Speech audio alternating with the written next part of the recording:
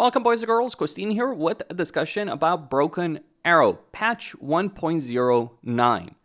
They have fixed some very important things, but there's still other things that they need to do. So what they're working on, based on their blog, they're working on server stability, anti-cheat system, balance, surrender option, and punishment for leavers. Now here's my perspective on this. Until they add the surrender option punishment for leavers, you're still going to have a lot of problems with multiplayer. But they have fixed one very important issue with the game, and that's the disconnect issue that I talked about, other people have talked about. Hippie in particular brought attention to this. So anyway, here's what we do see. Update 1.09 full changelog. Restart mission, new lobby creation menu, better highlighting the different types of lobby, new PvE scenario, new design for scenario tab. Okay, all well and good from that. Profile background textures reorganized. Textures are unlocked every time you reach a maximum of rank, so every 5 XP levels. Now, general fixes, very important. Disconnected players won't get any income until reconnection. This was an enormous way to abuse the game because people were deliberately disconnecting from games and then reconnecting. And because of the way that was working, what would happen is their team would get extra points while they were disconnected, but they also would be getting extra points at the same time. I still think that they need to work more on this because we do have cooldown reset timers for units, all that kind of stuff, but it is an improvement. Additional tuning for matchmaking. Game should wait a bit more for better elo-wise opponents. Makes sense because we did have some very significant issues with the matchmaking putting you up against a team that was either much higher elo or much lower elo than you. So some issues. Fix some customization frame unlock conditions. Yeah, some things were just not working there. Anti-cheat won't mark you as a cheater in campaign mode. Okay, if someone wants to cheat when playing the campaign, I really don't care. That's fair enough. But you will have to restart the game if you're looking to cheat in the campaign and then play multiplayer. Fix some edge cases preventing reconnect button from appearing. Yes, that was certainly a problem. Like, it was kind of like weird with like reconnecting because you could reconnect until you couldn't. So people were trying to abuse the disconnection, reconnection aspect, and sometimes it just wouldn't work. They have fixed the disconnect abuse, but they're also improving reconnecting. All well and good because it is annoying when someone drops out of a game for whatever reason. They crash, their internet issues, etc. And then they can't come back, even if they want to. Though most of the time when I see people disconnecting, they're just basically giving up.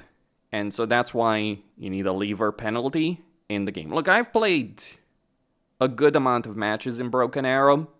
I personally haven't disconnected or crashed or anything like that.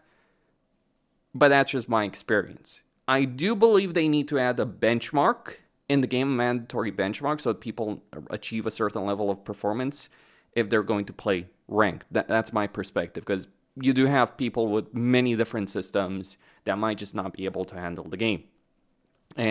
Or they're playing on too high settings for what their computer can handle. That's the reason a benchmark is so important.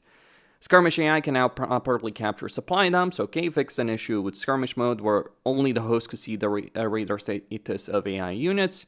Cancelled multiplayer matches no longer affect win-loss ratios, supply labels, so various fixes.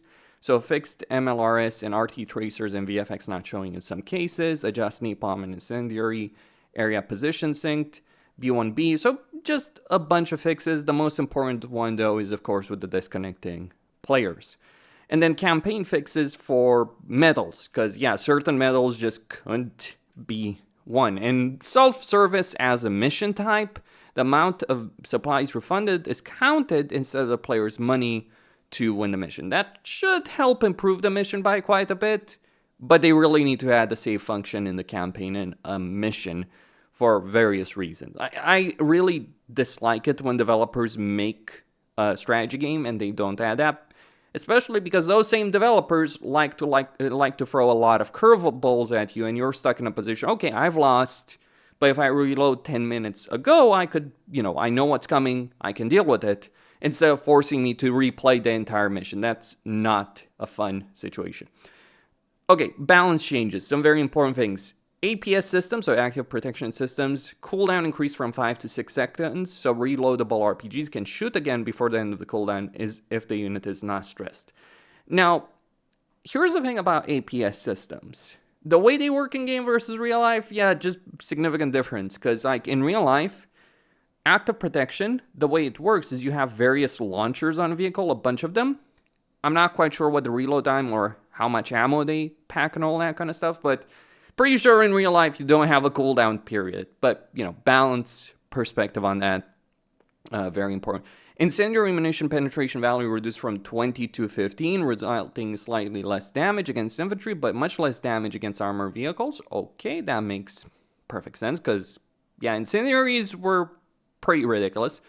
Fast cargo planes, agility increase. So if you're looking to drop infantry and vehicles on a particular point, you're going to be able to do that better, or at least get the plane out of there alive.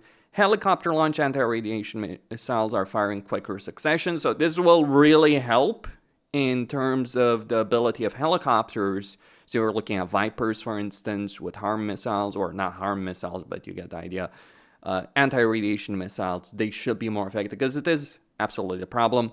Low altitude bombing arming distance increase. Changing a position of a strike too close to the target will result in the plane having to turn around to make a new approach. So you got to be careful how you're going to do your bombing runs, or how you're going to change the bombing run when your plane is close enough. Laser range for vehicles increased from 2,400 to 3,000.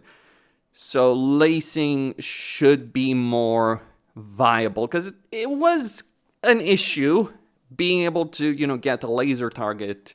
Like, there's a lot of weapons in Broken Arrow that do rely on lasers to be the most effective, but actually getting a lace on a target could be an issue. But then, Kaliningrad multiplayer layout modified to add a second spawn location for ground units. Whew, thank you, because Kaliningrad was a nightmare because of how things were spawning, the distances you had to cover, all that kind of stuff, and you could bottleneck an entire team because of that spawn location. Coastal troops, they did say they were going to buff them. So BTR 90, an extra seat, BTR 90 turret upgrade price from 20 to 15, so it's going to be cheaper. KA-52K helicopter aim time with KH-35 cruise missile increased by 3 seconds. Okay, time between missiles increased by 1 second, so it's a bit of a helicopter nerf. Iskander ballistic resupply time reduced, so you can use the Iskanders better. Like, the problem with the Iskanders is it takes limited ammunition on the thing, so it takes a long time to actually get a shot off. BRDM missile reserve increased from 8 to 12 missiles, so that's quite a few missiles right there. 4 missiles, yeah. Direct fire range increase from 1,300 to 1,400 against ground targets. Accuracy against helicopters slightly increased on the A222. Motorized infantry, Su-24 M2s, unique label icon. Grad with smoke rocket price reduced from 150 to 100, so if you want to use smoke. Just a bunch of grad ranges, changes over here. So grad with incendiary rocket price increased. Incendiary missile damage reduced from 10 to 8. So basically a whole bunch of incendiary changes over there. Grad dispersion doesn't reduce as much when shooting at the short distance. So some buffs, some nerfs over there. Spetsnaz GRU with 80 loadout price increase from 130 to 145. Su-25T can now guide 2 Vacre missiles per target at 2 targets, so up to 4 missiles. And MiG-29 SMT R60 missile price reduced from 35 to 30. So some buffs with planes and all that. Guard tanks, Barbarous. Oh yeah, that's the very popular discussion, right? So 30mm and 57 millimeter variant price increase from 225 to 190 to 250, 300. So just a bit of a price increase over there, because yeah, people really dislike dealing with that vehicle. I personally didn't have that much of an issue, but it's not just the question like what you're fighting, it's also the question of like balance between the various specializations. An upgrade increase from 20 to 25. Some of these names like CQC price increase for 70 to 75. Okay, and for engineers. SV price increase from 220 to 225. Okay, so all kinds of price increases, price decreases all around.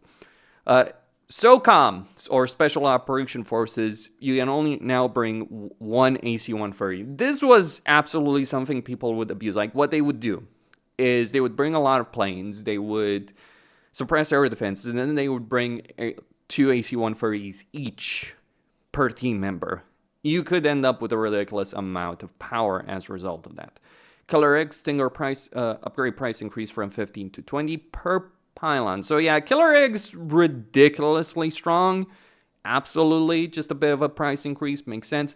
Delta Force CQC price increase from 120 and 10, and Delta Force standoff price reduced from 120 and 110.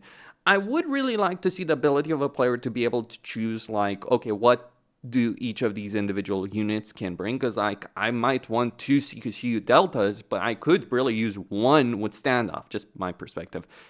RQ-170, ridiculously powerful recon drone, price increase from 170 to 200.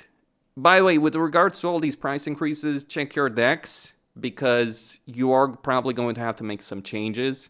Ranger Ma price increase from 90 to 100. Perfectly fine. Pararescue price increase from 60 to 70. I wasn't really using Pararescue. I was certainly using Moz. I still will be using Moz. To me, that it doesn't necessarily make that much of a difference. Ranger CQC receives an additional anti-infantry rocket launcher. Ranger's RRC close quarter loadout price increase to 80 like the standoff loadout. So they're trying to make some price balancing over there. Some very important things though. Iron Thunder upgrade price increase from 50 to 65. So you're going to have some decisions to make with regards to Armor Brigade, because you aren't getting a bunch of price increases across the board. So Patriot Pack 2, 4 missile upgrade increase from 60 to 80. AMPV, Javelins, Reactive Armor, Iron Fist, all of these prices have been increased. Attackham's ballistic missile resupply time reduced from 60 to 45 seconds, so in line with the Iskander. Strikers, all striker variants, active protection upgrade doesn't reduce the speed further compared to ERA upgrade. ATGM, active protection upgrade increase from 30 to 35, so some price increases all around. Striker Shorehand APS upgrade increased from 70 to 75. Striker RV Bushmaster Javelin upgrade increased from 50 to 55. Just a couple of price changes. I think they're just more so trying to test the water as well, these kind of things, or they don't want to go too far overboard. Battleship gets 2 extra bunker buster tow missiles per launcher, and combat engineers now have their unique icon. Airborne squads with standard loadout now carry an extra 84 rocket launcher, and with next generation weapons, they get a damage increase on their M7 rifles. And B-1B pitch rotation speed reduced to avoid suicide on its own nuclear bomb. Makes sense. And mechanized infantry, BTO, transport vehicle rate of fire with RPO, thermobaric rockets increased. Okay, so a bunch of buffs, a bunch of changes. I think some of these were very much in order, in particular, like, yeah, Killer Eggs, the RQ-170, for instance. It's a bunch of positive changes, I would dare say, for the most part, but they haven't fixed some of the key issues from my view, like punishment for leavers, surrender option. Those are very important. Save option in the middle of a campaign mission, like, yeah, you're making a single player campaign experience. Allow us to save during the middle of a mission, or give us checkpoints, for Christ's sake. Like, just give us checkpoints at one point that we can load, so we don't have to replay an entire mission if we just make a mistake that costs us, or if, you know, we get the disconnect, a crash, or something like that. You can get situations where missions will not necessarily crash, but they'll get locked, so you can't progress. You have to start over. I've certainly had that experience.